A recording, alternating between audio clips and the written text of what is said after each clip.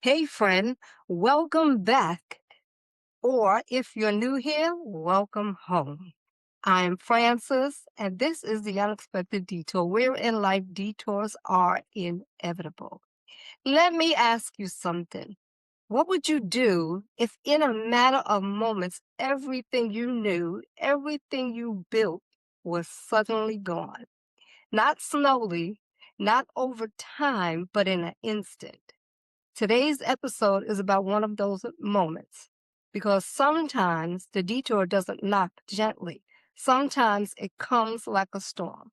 Today, I'm joined by Jon Edlin, a tornado survivor whose life changed overnight and what he learned that in that moment goes far beyond survival. Jon, welcome to the Unexpected Detour. Yeah, happy to be here. Thanks so much. Okay, so you want to tell us a little bit about yourself so we'll know who you are? Yeah, absolutely. Well, yeah, it's just like you mentioned. 6 years ago was hit by an EF3 tornado, and my family and I were in the hallway when it happened. And this was 1 a.m. in the middle of the night. Wasn't expecting it, but one of those things where we got to our safe spot, which is away from all the windows and all the glass and everything. And my 5 year old and 7 year old were right there with my wife and I, huddled together, and just trying not to get sucked out by the tornado. And then, of course, after something like that happens, we were lucky that we were all, healthy and didn't get hurt by the tornado, but we had lost everything.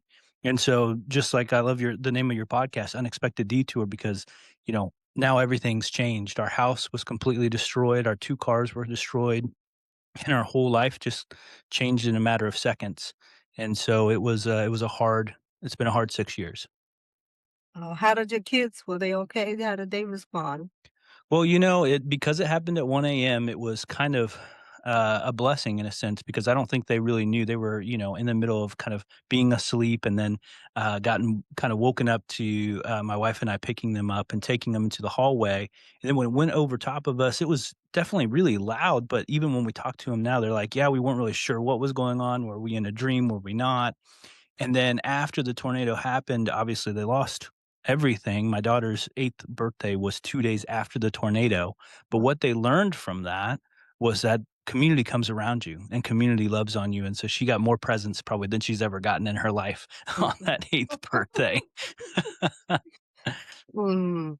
Okay, when the tornado hit, what do you remember most? What did it feel like in that moment?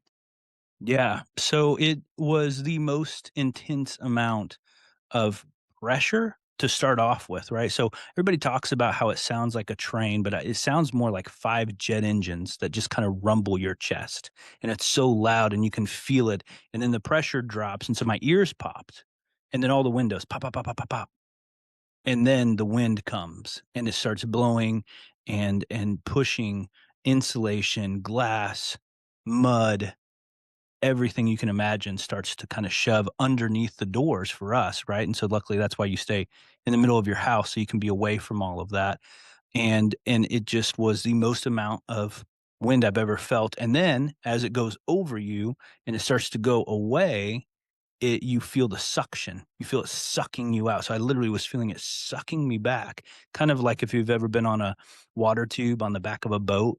It's that feeling where you're just like, okay, I'm just going to let go. And that was literally the feeling that I had. I was like, it's going to suck me out. I'm going to get sucked out, thrown in my front yard. I hope that my family can stay, here and not get sucked out with me.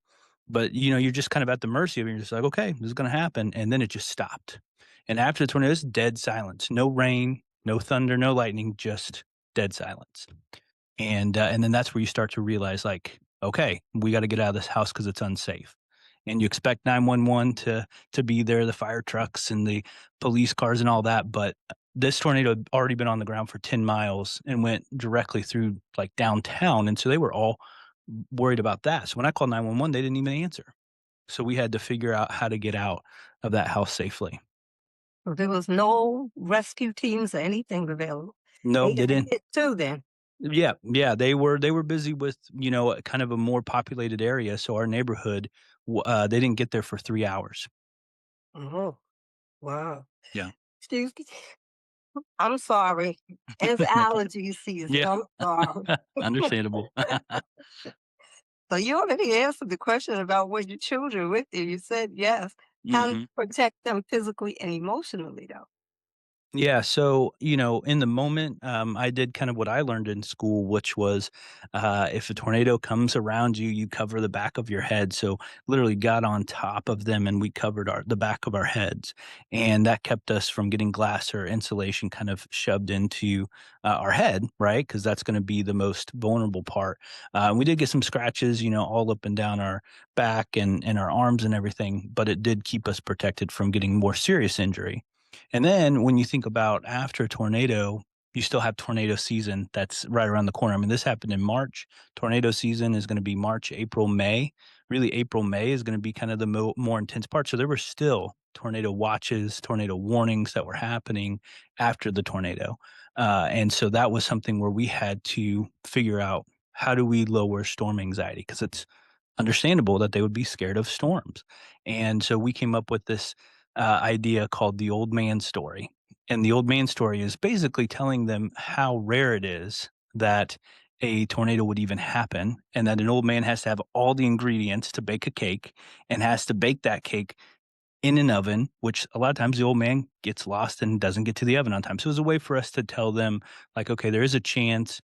But then as we got closer, we say, oh, the old man got lost. And oh, the old man doesn't have all the ingredients. So just help them understand how rare what they went through is. And so that was important, I think, for them to be able to kind of get over that anxiety, because the more you know, the less anxious you are. And so that really helped, I think, with their emotional capacity after that. So they teach this in school for the kids too?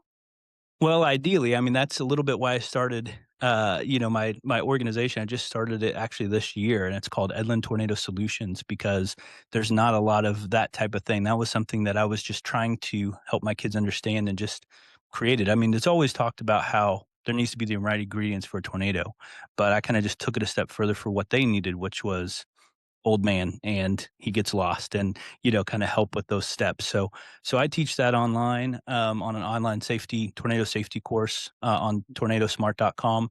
And then the idea is, yeah, to be in more schools and be able to teach that, because storm anxiety is definitely a thing, especially if you live in Tornado Alley and Dixie Alley. And if your kids see the news or hear about it, it can be very scary. Oh, okay. People often talk about survival, but not always about the emotional impact. What did you struggle with mentally after that experience? Yeah, I definitely struggled with understanding why this would happen to me, because the thing with a tornado is that it's not like a hurricane where it wipes out an entire city, or like huge miles and miles of destruction. It's typically very targeted, and to the point where my neighbors didn't have a window missing, to the point where my shed didn't have a shingle missing. It went directly over us, almost like we were targeted. And so your mind tries to comprehend that and tries to understand, did God send this to me? And of course, you have people who say stuff like, what kind of sin did you commit? Why did God send you this tornado? That type of thing. Also, we didn't get killed. And on this particular tornado, it went 63 miles and it killed 25 people. So then you have a little bit of survivor's remorse, and you say, okay, well, why didn't we get killed? And then if you want to say, like in a news, interview, do you want to say, well, God protected us? Well, maybe, but then what about that family who lost their 5-year old?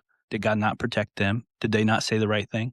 Right. And so it just starts to make you question things and start to open up like this things that you thought you knew, maybe you didn't. And it's a little bit more complex than that. And so that's, yeah, emotionally, you're dealing with all of that, your faith being rocked and trying to understand why this happened and why it couldn't have gone a different way. And now I was going to ask you that too, because I know when things happen, people blame God, but that's Mm, nature right there. that's right.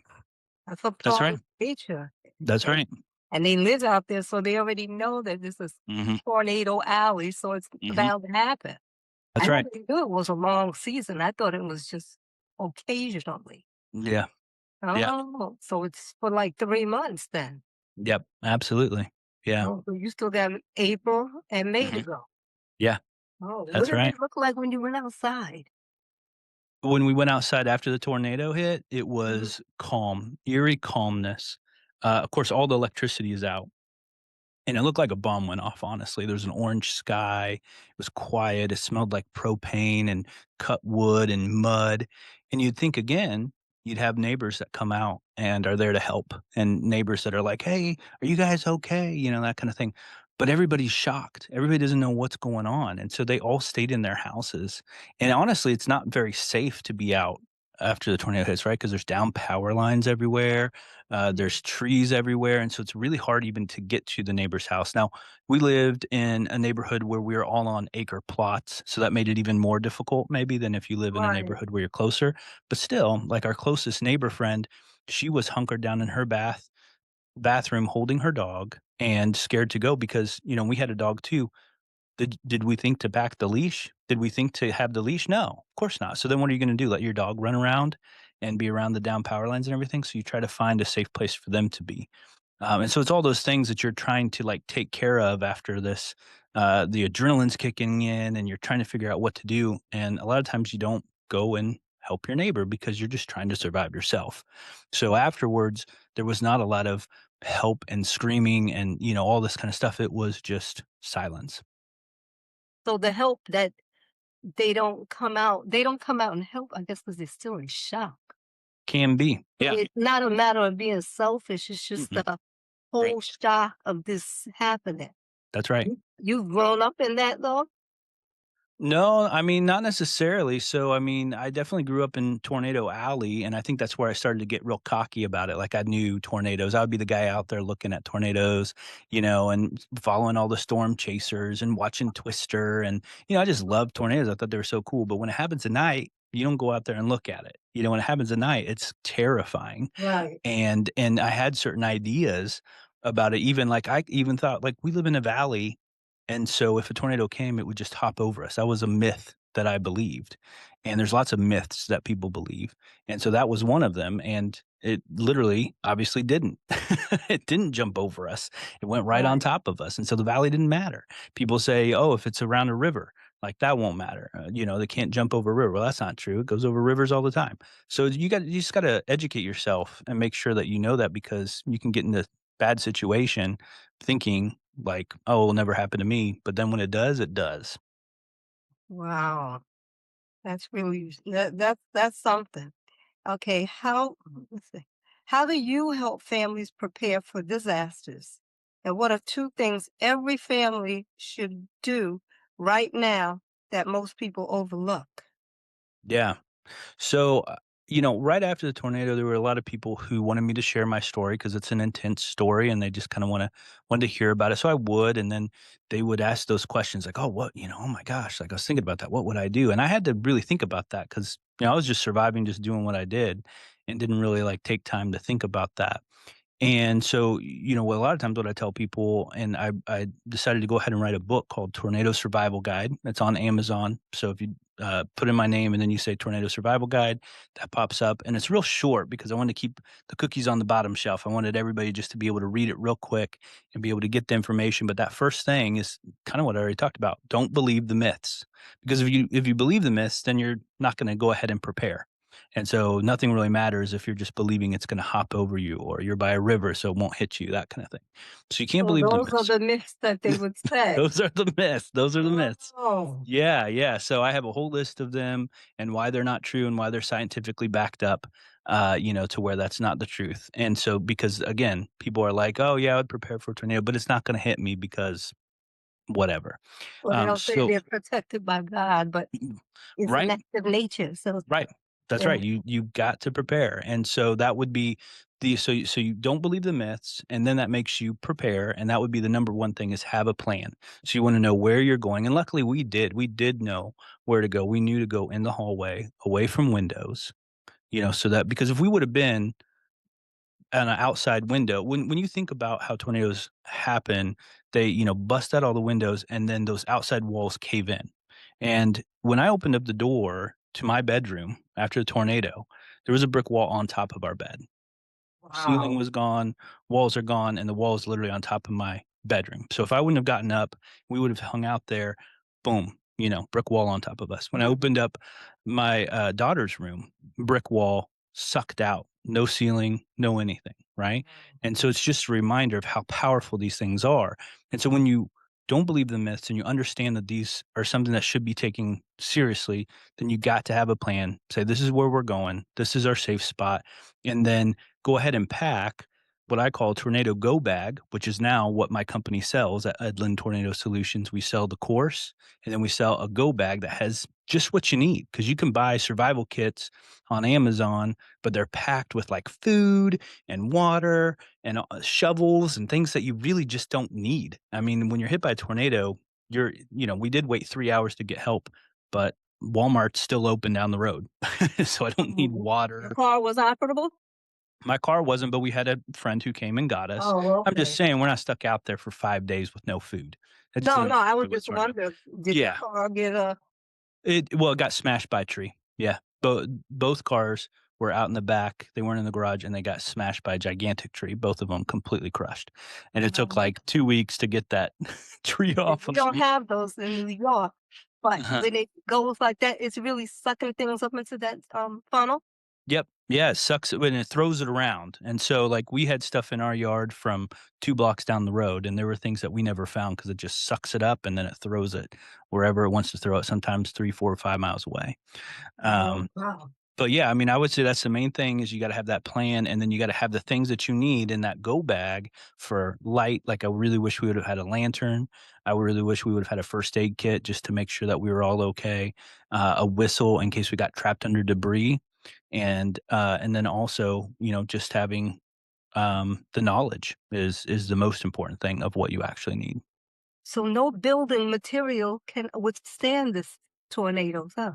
Well, so, the basement is the best place to go because you're not gonna have walls that cave in on you. Right. But I'm But it's saying you got yeah. a brick house, Oh, yeah. Yep, and that's that right. didn't that oh, it doesn't help. No, So that's now what I'm there's saying. different levels, yeah, different levels of tornadoes that happen. So you could be in an EF0 tornado where your house would be fine. EF3 is really where the walls start coming down. Then EF5, That's it. you're just that's not good. But that only happens every 10 years or so. So Oh, the EF5?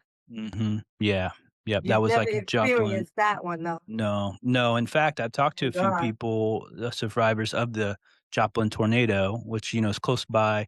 It's in Joplin, Missouri. And so this was 2011, so it was a long time ago. But I've talked to some survivors, and they talked about how that first wave that went through, like I was talking about, where you feel that suction and all that, and then it's eerie quietness. But because the tornado was so big, they came again. So they thought it was over, but they were just in the eye of it.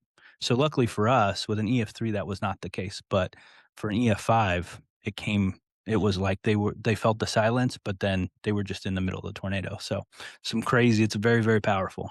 Yeah, I learned that from Twister, the Yeah, EF5. exactly. That's right. That's right. Yeah. And Twizzlers was great. everything is gone, the whole thing, Yep. everything, and you see the stuff going up there, and also the Wizard of Oz. Yep. Yeah. Of course. Of When the course. house goes up and oh, Uh-huh. that's my favorite movie, so Oh, yeah, and I yes. remember the house and everything was in there. Uh-huh. Okay, Absolutely. yeah, okay. For someone listening right now who feels unprepared or overwhelmed by fear, what would you say to them? Yeah, I would say that, you know, education is the most important thing. A lot of the fear and everything just comes because you don't understand it. You don't know when to be scared or when not to. So, for example, if you hear thunder in the middle of the night and your body reacts with anxiety and fear and you start freaking out, like that's not helping anybody and that's not helping your body. And so, but if you know that when that thunder goes, you can look at your phone, you can pull up, the local news, you can pull up social media and that type of thing and know, okay, I'm okay. And then you also can say, if I'm not okay, like if that thunder was actually the tornadoes headed this way, you know what your plan is. You know where you're going to be going when you're safe. You know what you're going to have with you so that you're safe. And so it's just kind of knowing that, preparing for that. It's not like tornadoes come out of nowhere and nobody was expecting it. You know, if you live in Tornado Alley and Dixie Alley, you know that they tell you way in advance. In fact, they get meteorologists get in trouble a lot because they're like, there's a chance of a tornado," and then nothing ever happens. So they're like, "Whatever, I'm not gonna believe Oh, that." it sounds like the snow that we're always getting here. Right. And they said you're gonna have a blizzard, and the Yeah. blizzard doesn't come, Yeah. but then when you least expect it, here it Mhm. comes. That's right. It's just like here Mhm. with snow. Yep. Yep. Yeah, Absolutely. Mhm. same thing. So back to the part you said that you all got in the living room. The roof didn't come off the living So it room? was actually the hallway. Oh, Yeah, the so hallway. so the hallway was, you know, the innermost part of the house. So the roof did come off on the sides. And so Okay. that's just kind of the way tornadoes work, right? Like, I mean, they are one of those things where they will lift up the roof and that type of thing. But if you're in the innermost part of the structure, you're going to have the best chance, right? Now, if it was again EF5, like we wouldn't have had a chance. I wouldn't be here today if it was an EF5. But because it was an EF3, we were in the best spot. And that's all you can do is get in the best spot, you know?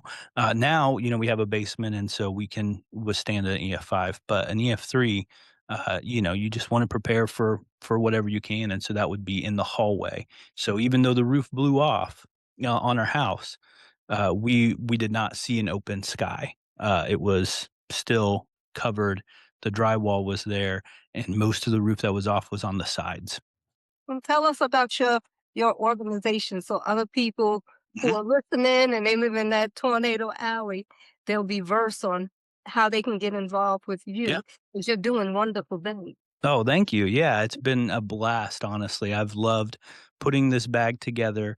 It's called a Tornado Go bag. So you can go to tornadogobag.com or you can go to tornadosmart.com because the differentiator of this bag compared to other ones, like I mentioned, it's filled with the things you need and nothing you don't. So it comes with my book, the Tornado Survival Guidebook. It comes with a lantern. It comes with a whistle, comes with a first aid kit, all the things you need, but then extra room to put in extra things. And the education, because it comes with an online course, the education to be able to say, ooh, this pouch here is where I put like my pills or I put my dog's leash, you know, if you have a dog. So it doesn't come with the dog's leash because I don't know what size your dog is. Right, Uh, right. you know, but it gives you that knowledge. And then you can watch the 6 session course online. It's $40 if you don't buy the bag, but it's free if you do buy the bag.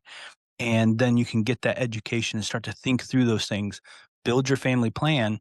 Then you can hang up that tornado go bag in your safe spot. And what's really cool is I encourage customers to hang that up, take a picture of it hanging up in their safe spot. Cause that's the real thing, right? Like people can buy it and then it just sits in their closet. And then when there's a tornado warning, they're like, where is it? You got to So hang like it where up in your your safe safe spot. spot was in that hallway. That's where it That's right. would be. That's where I would hang it up. It even comes with a hanger to hang it up Oh, okay. So because you're well prepared. I'm so adamant about that. I'm just Right, like, you're not just going to buy this and then keep it in your closet. Like you're going to buy it and you're going to put it because putting it in that spot means you've thought through why am I putting in this spot? It's because it's right. the best spot, hopefully, and because you've learned from me where the best spot is. Yeah. And so you hang that up, you take a picture of it, you send it to info@tornadogobag.com, and then we send you a free mug and say thank you. Oh, You know, like a little coffee mug. say, is that the bag Mhm. you have back there? That's the bag, yeah, that's it right there on the Oh, hook and everything, and I'm in the basement, so, you know, oh, that's what we do, and so then every time you take that sip of coffee and you see our little, you know, logo there, the Edlin Tornado Solutions, you're like, "Okay, I'm safe," and every time your kids see our logo and see you sipping out of that coffee, they know that you've taken the extra step to make sure that they're safe during a tornado, so when they hear that thunder at night, they're not gonna be like, "Ooh, I hope it's not a tornado." They're gonna be like, "Nope, mom and dad know what's up." And if it is, we'll go to our safe spot and we're good. okay. So Helps. that's why it's hung in the safe spot because Mhm, that's why it's in the basement because the kids mhm. know that's where you're going. That's it. That's exactly Oh, right. Yeah, it all that works was a together. smart idea.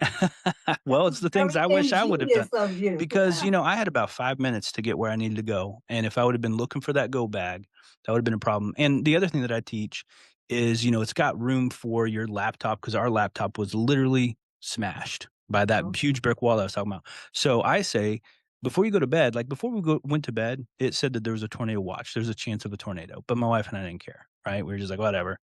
And but if we would have now, we would have listened and we would have put our laptop in that bag. We would put our keys and wallet in that bag. We would put our dog's leash and right, medicine and that kind of thing, and just made sure it was. And then in the morning, if we woke up and there was no tornado, fine. But if there was, you know, those are the things we wish we would have done. right. Is your dog okay?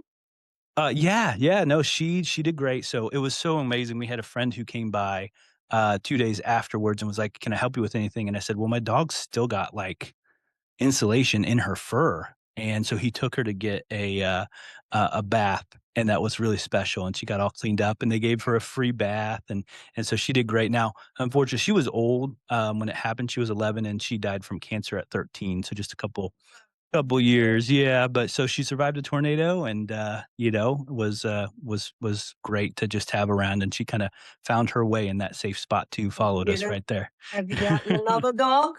Not yet, not Uh, yet, yeah, yeah. So you go to schools and all Mhm. the hospitals I don't go to the hospitals, just the schools to teach the to teach the kids. children. Mhm. Yeah, mainly 'Cause that old main story. it could happen in the daytime too, right? That's right. That's right. There is no time, no No, daytime, nighttime, that's anytime right. this can occur. That's right. I've seen them Oh, happen at 5 AM in the morning, 7, 8, 9, 10. Yeah, it doesn't matter. Obviously, I think the nighttime ones are the scariest, for sure, but yeah, they can happen at any point, so you can just always pay attention to the local news and, 'cause I know people hear it and they do what I did, just like, "Okay, whatever, probably not." so even if they say it or they're predicting it, you have to be preparedness ready. Mhm. That's right. You never know when it's gonna come. Mhm. That's right. Oh, I didn't know it was Missouri too. I only knew about Kansas. Yeah, yeah. Well, I'm about 2 blocks, west of Missouri, so state line's real close. Like in Kansas City, it's kinda both.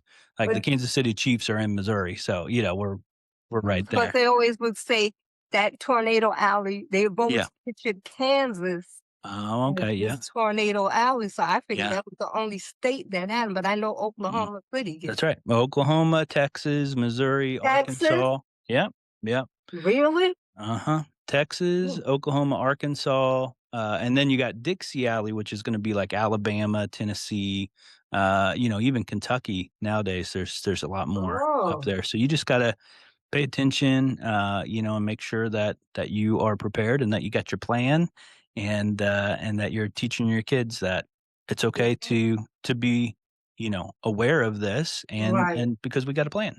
You think that global warming has something to do with all of I this? think it absolutely could. I mean, Yeah. everything's changing. 'Cause Everything is that's what changing. I said, it's too many Mhm. things that are out of the ordinary that are happening. That's And right. I'm Yeah. like, this doesn't look right, like Yeah. today here, it was 70 degrees. We're Yeah. still in we're still in March, and Right. we're in April, which it shouldn't be 70. No. And then Yep. tomorrow it'll be 40. Yep. Yeah. Yeah. Absolutely. So Yeah. I said, this is all this global warming. Mhm. Not to cut you off, but one year we had the snow and everybody went outside and was burning it. Mm. Wasn't snow. They were like, yeah, they said the government Mm. it's snow because when they burnt it, it burned. Snow doesn't burn. Whoa. It's Yeah, snow water. does not burn. Yeah, Wow. it's water. But this time it burned. I was like, oh my Huh. God.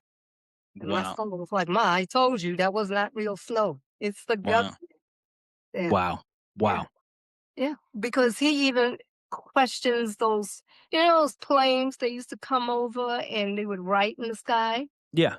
He's trying to Yeah. tell me that that's some chemical in there too. Mm. Mm. But they would Mhm. call them skywriters, and they would Mm. write things in the sky. And Mhm. people like, "Mm-mm, I don't think so. I think Mm. that was, stuff that are flowing on here Mm. and doing something." But anyway, looking back, what did this unexpected detour teach you about yourself and about life? Yeah.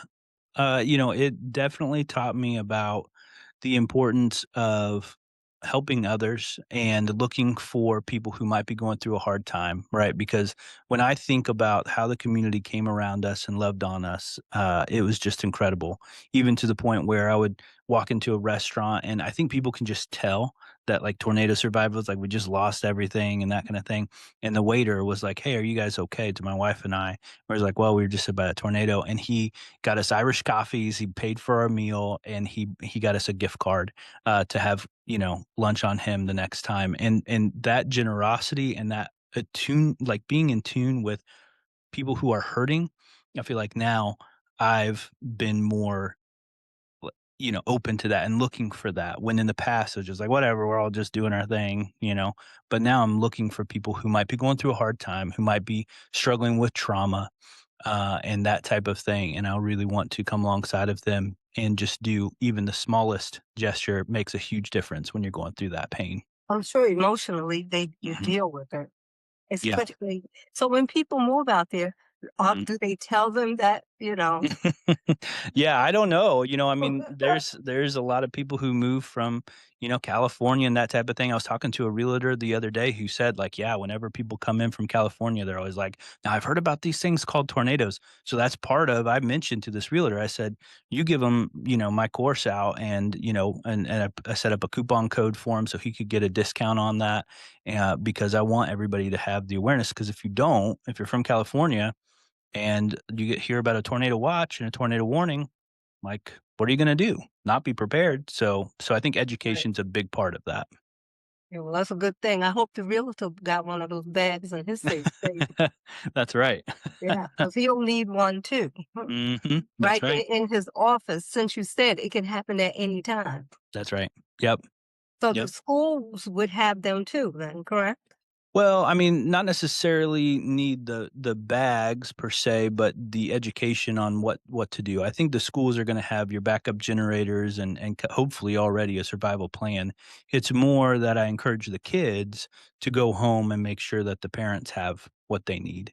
Because the schools, I mean, they're insured, and they're, got the government and everybody telling them exactly what to do during these kinds of things. And you do tornado warning tests. And so go out to the safe Oh, spot. So they, okay. just like a fire drill in school, you Just do like we that. used to have here when they said it was gonna be a bomb threat. Yep. Yeah. So they We would practice have that. that siren would go off, Mhm. and you'd have to go in the hallway, and Mhm. you'd have to, uh, crisscross your legs and pull your head down. Yep. Yeah. Yeah, it's a Oh, lot like that. And then and they, it was always the hallway too.